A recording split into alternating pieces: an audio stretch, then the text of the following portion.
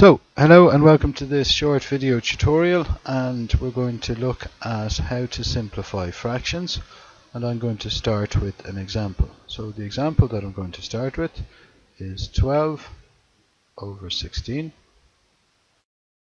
and I need to simplify this fraction into its simplest form.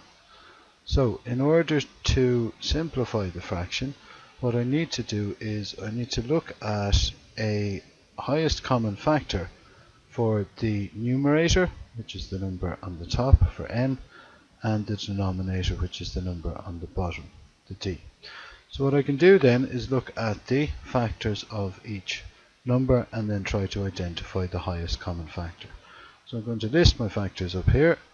So here is 12 and over here is 16. And so the factors for 12 then are 1, 12,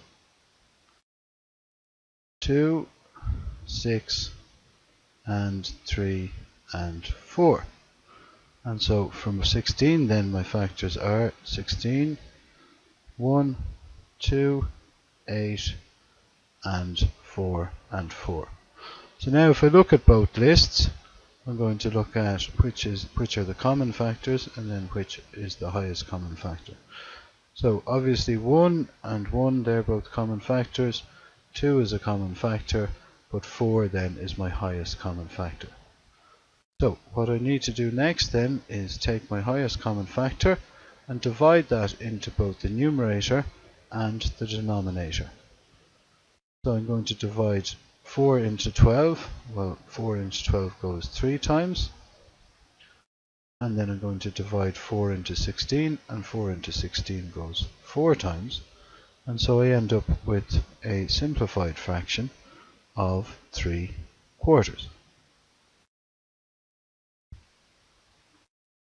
Okay, so let's go and take a look at another example. This time I'm going to simplify the fraction 11 over 33. So again, I need to find the highest common factor of my numerator and my denominator.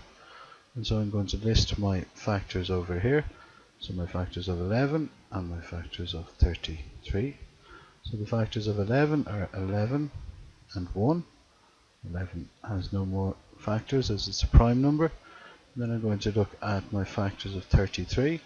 So there's 33 and 1 and 3 and 11. Sorry.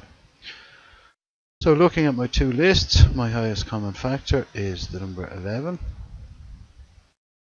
So what I'm going to do is divide my numerator by 11 and divide my denominator by 11. So let's look at the numerator first. So 11 into 11, well, that goes once. And then 11 into 33, well, that goes 3 times.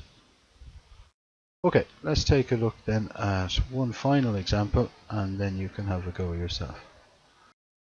Okay, so this time now we're going to look at a larger fraction, and the fraction we're going to look at is 75 over 100.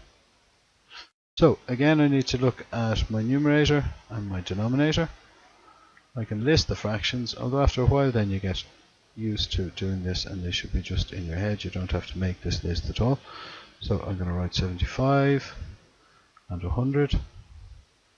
So our factors are 75 times 1, and then there is 3 times 25, and then there is 5 times 15. Sorry about that. And then to look at 100, so it's 100 times 1, 50 times 2, and 4 times 25. So if I look at my two lists, my highest common factor then is 25. And what I need to do now is divide 25 into my numerator and my denominator.